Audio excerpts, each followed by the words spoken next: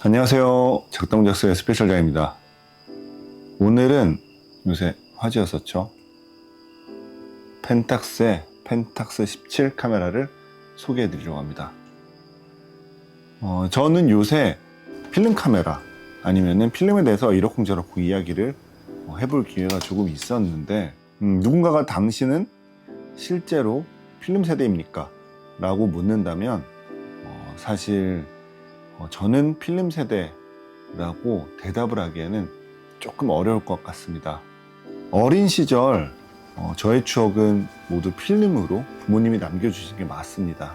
그런데 실제로 제가 이제 카메라를 손에 들고 사진을 찍어보기 시작한 시기가 2000년대 초반 무렵인데 그 시기는 이미 필름의 황혼기였습니다.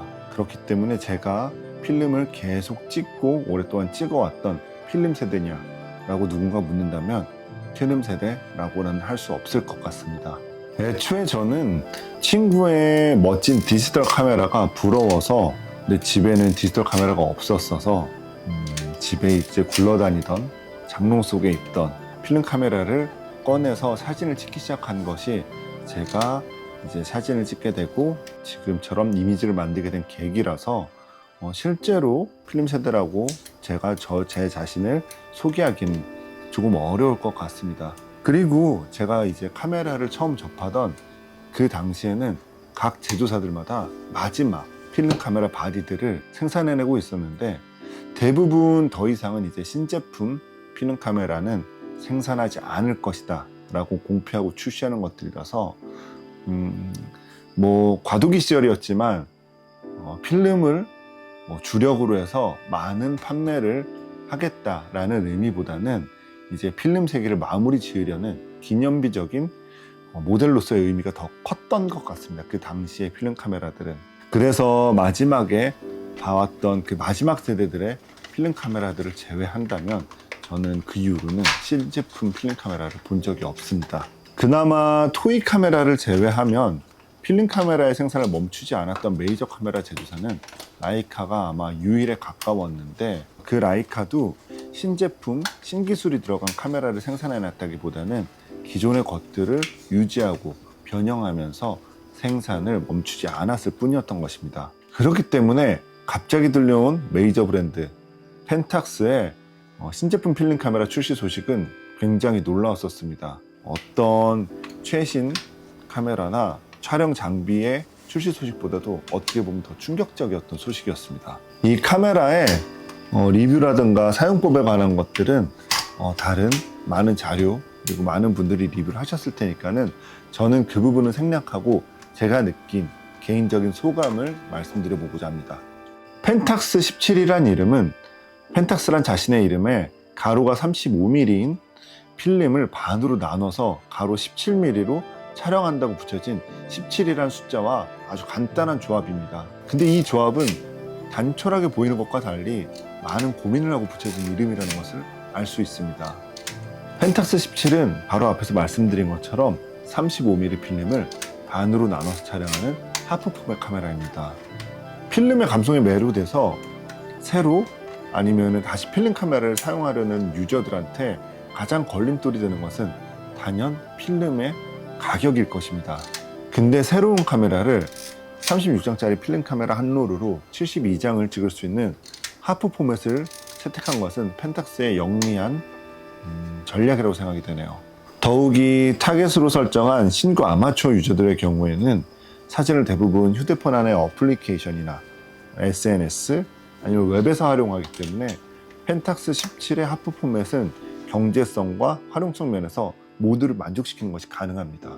다만 뷰파인더와 렌즈가 완전히 독립된 구조의 목측식 카메라는 거리에 따른 존 포커스를 활용할 수 있도록 여러 가지 표식들을 마킹해 두었지만 그게 AF가 없이 이름 그대로 눈으로 거리를 측정해야 하는 목측식 카메라의 불편함을 모두 해소할 수는 없습니다. 근데 그 단점은 펜탁스 17에게는 해당이 되지 않습니다. 펜탁스 17은 오토 모드를 지원하는데 이는 고정 초점 방식에 가깝지만 하프 포맷과 조화되어 꽤 편리합니다. 펜탁스 17이 고전적인 목측식을 고수한 것은 필름 카메라를 조작하면서 느낄 수 있는 특별한 즐거움과 감성을 즐길 수 있게 한 것인데, 빠르게 사진을 찍는 본연의 행위에 집중하고 싶을 때는 오토 모드를 두고서 사진을 찍는 것이 더 유리할 수 있습니다. 게다가 반대급부로 보케 모드를 지원하고 있기 때문에 거리계를 면밀히 확인해가며 심도를 위주로 촬영하는 것도 가능합니다. 펜탁스 17은 보면 볼수록 영리하게 만들어진 하이브리드 카메라라는 생각이 듭니다. 목측식 카메라나 RF 카메라와 같이 눈으로 보는 뷰파인더와 빛이 받아들여지는 렌즈가 서로 떨어져 있는 경우에는 그 거리 차이로 인해서 시차 오류라는 것이 발생할 수밖에 없습니다. 이 시차 오류는 피사체가 가까이 올수록 더욱 두드러지게 되는데, 펜탁스 17의 경우에는 뷰파인더가 렌즈와 일렬로 위치시켜서 그 폭을 줄이고 뷰파인더 안에 접사 모드 라인을 따로 표시해 두어서 시차 오류가 발생하는 것을 방지하였습니다. 현재 설정된 줌 포커스 촬영 거리를 이 뷰파인더 안에서도 확인할 수 있게끔 이 아래쪽에 볼록 렌즈를 달아 놓아서 뷰파인더 안에서 한눈에 볼 수 있게 만든 점도 굉장히 재밌는 아이디어입니다. 펜탁스 17에 적용된 기술들이 지금에 와서 보면은 최첨단 기술이라고 볼 수는 없습니다. 근데 그 모든 것들을 적절히 버무려 놓은 아이디어는 그 어떤 기술보다 가치 있게 느껴집니다. 기술자의 기술 이전에 기획자의 기획과 시작이 무엇보다 중요한 시대에 과거와 현재 속에서 감성이라는 것을 우선적으로 고려해서 만든 즐거운 카메라인데, 이 카메라에도 감성보다 기술이 우선시된 것이 하나 있다면 바로 렌즈입니다. 렌즈 자체는 25mm의 f3.5 렌즈이고 35mm로 환산하게 되면은 약 37mm 가량의 화각을 가지는데, 렌즈는 3군 3매의 예전부터 컴팩트 카메라에서 많이 사용해오던 3중앙 방식 트리플렛 방식 렌즈가 채택되어 있습니다. 트리플렛 구조 자체는 특이할 것이 없지만은 펜탁스는 예전에 전설처럼 불리우던 SPO-Me라는 카메라에 이 묘사력이 뛰어난 트리플렛 구조의 렌즈를 채택한 적이 있습니다. 그리고 펜탁스 17 같은 경우에는 그 SPO-Mini에 채택되었던 트리플렛 구조의 렌즈를 기반으로 설계가 된 카메라입니다. 그리고 펜탁스가 자랑하는 HD 코팅이 렌즈에 이루어져 있다는 것은 과거의 카메라들과 차별화되는 가장 큰 요소 가운데 하나입니다. 단순히 흐리멍텅한 이미지가 필름이 가진 감성이 아님을 이 HD 코팅은 여실히 보여주고 수차를 억제해서 선명한 이미지를 보여줍니다. 처음에 전 필름 세대가 아니라고 했었지만 이미지를 만들어내기 시작하는 그 첫걸음의 시작은 필름으로 시작했기 때문에 필름에 대한 애정은 사뭇 각별합니다. 그래서인지 필름을 꾸준히 사용을 했다고는 말할 수는 없지만 주기적으로 필름에 사무치게 되는 필름병이 도지는 시기가 찾아오곤 하는데, 최근에 찾아온 필름병은 그 중증도가 좀 심각했었습니다.